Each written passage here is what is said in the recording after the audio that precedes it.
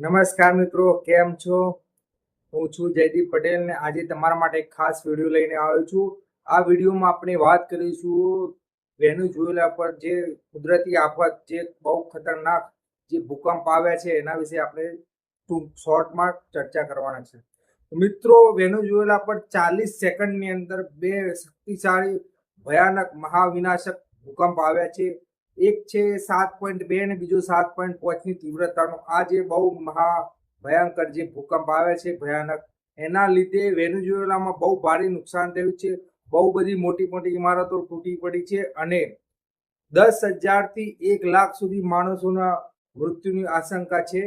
તો મિત્રો, આ બહુ એક દુઃખદ ઘટના થઈ છે અને બહુ ભારે નુકસાન થયું છે વેનેઝુએલાનું. તો મિત્રો, હવે આપણે બધા સાથે મળીને વેનેઝુએલાને આ દુઃખ ઘટનામાંથી બહાર આવે એ માટે આપણે ભગવાનને પ્રાર્થના કરીશું. Thank you very much.